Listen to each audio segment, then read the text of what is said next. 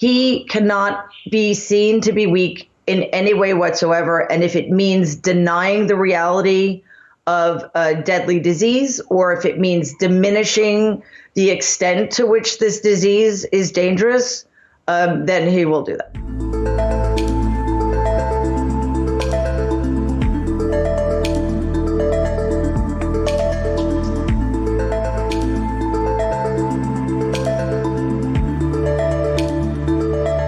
I don't think it's an overstatement to say that pretty much every egregious thing Donald has done since he's been in the Oval Office was a direct result of how my grandfather treated him as a child and then later as an adult.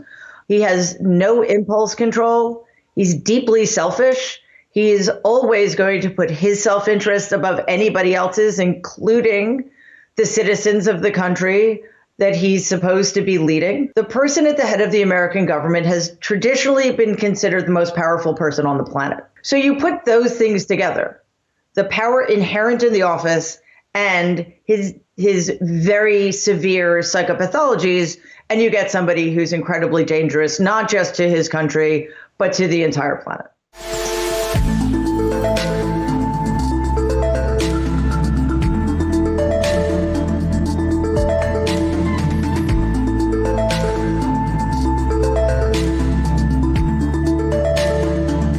Life was a zero-sum game. He treated his family that way. And that means there could always only be one winner and everybody else was a loser. And being a loser was punished severely.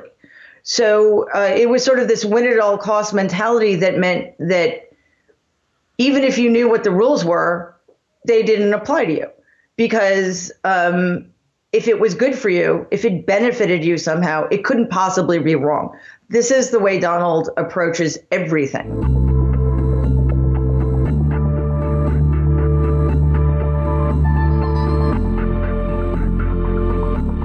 My grandfather had a very odd idea of what made somebody weak. So in my family, it wasn't just being kind or admitting your mistakes. Being weak could also be having some kind of illness, which was the case for my grandmother, or having an addiction, which was the case for my dad. So Donald's behavior right now vis-a-vis his diagnosis of coronavirus, but more broadly, his approach to the virus since the beginning is just a way in which that's continuing to manifest itself.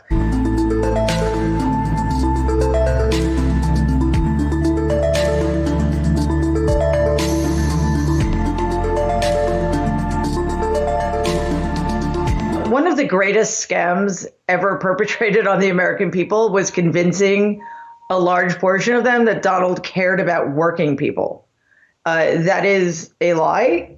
I mean, he doesn't care about anybody, but he certainly doesn't care about working people. And I think we've seen this most recently in his behavior after his release from the hospital. He walked into the White House, a sick man, contagious, with a deadly virus, took off his mask and was completely willing to endanger every single staff member he came into contact with, from the Secret Service to the secretaries to the housekeepers to the people who make his meals and make his life comfortable on a day-to-day basis. He does not care.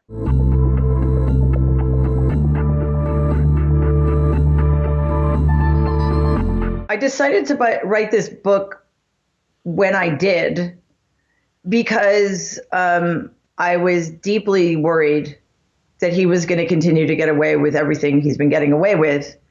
And I wanted the American people to have as much information as possible in this upcoming election. Information I don't believe they had access to in 2016. And I know, I've been criticized a lot for not coming out sooner, but the truth of the matter is, in 2016, as his niece and as a New Yorker, it never occurred to me that he would win the primary, let alone get to the Oval Office. I'm writing this much more as an American citizen than as a member of the family. I think what the American people in particular need to know about Donald before this incredibly crucial election is that He is a deeply psychologically disordered person who has never been treated for his psychopathologies, and he's never going to get better, and he's only going to get worse because any untreated illness deteriorates over time.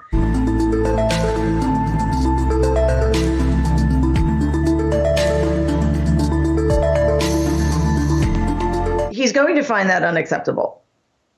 So there is literally only one good scenario on November 3rd, and that's if Joe Biden wins in such a huge landslide that absolutely nobody can question the legitimacy of the election. If Joe Biden wins and it's close, or if Joe Biden wins but we don't find out the results right away, it's going to be a disaster. We cannot kid ourselves about what Donald is willing to do to change the results or muddy the waters for his followers, because it's really important to understand that, you know, we're having this conversation in the context of a situation in which Donald is already actively cheating to steal the election. He's trying to convince people in the middle of a deadly pandemic that voting by mail is somehow fraudulent. He's trying to convince people that if Joe Biden does win, the election will have been rigged.